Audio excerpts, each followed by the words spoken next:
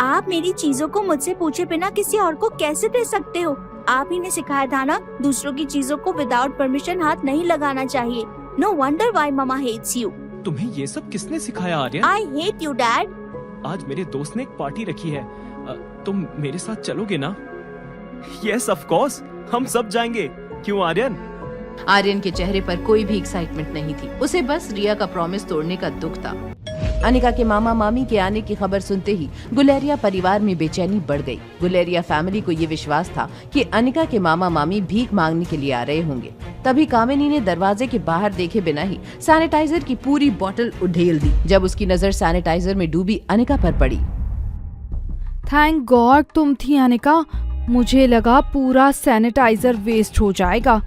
वैसे तुमने बताया नहीं कि तुम्हारे फकीर मामा मामी मनाली आए हुए हैं?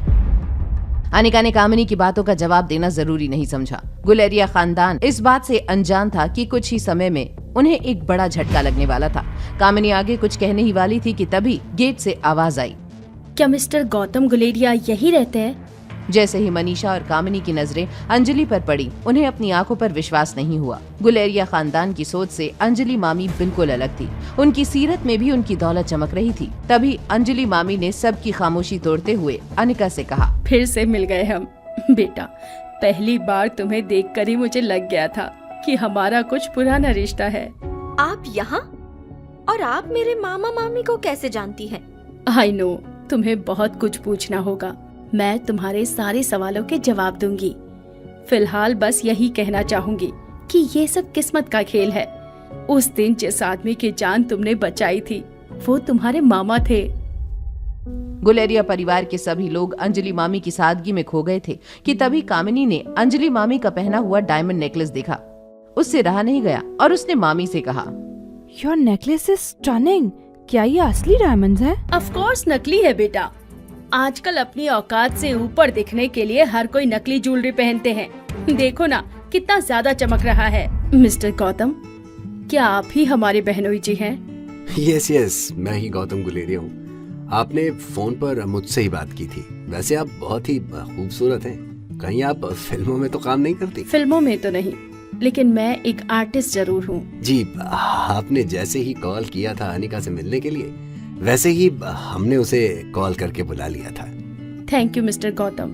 अनिका बेटा, क्या हम कहीं अकेले में बैठकर बात कर सकते हैं? Sure aunty.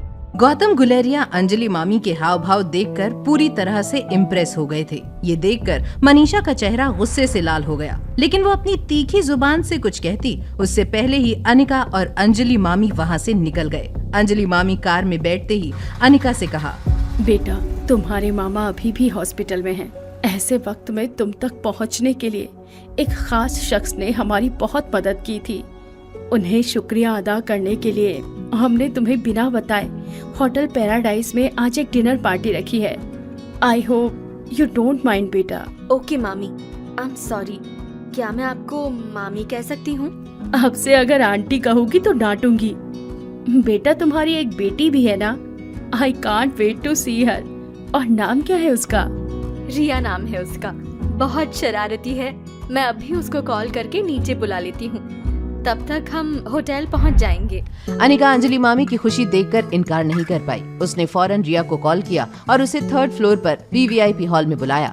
वहीं अंजलि मामी के जाने के बाद मनीषा और कामिनी सोच में पड़ गए थे कि ऐसी क्या बात हो गई जो इतने सालों बाद अनिका की मामी उससे मिलने आई थी। छोड़ो उसके मामा मामी को, तुम दोनों भूल मत जाना, आज हमें डोगरा फैमिली के साथ डिनर पर जाना है।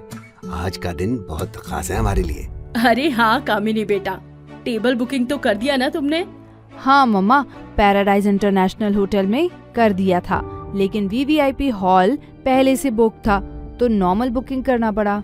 ओहो, बैड लक।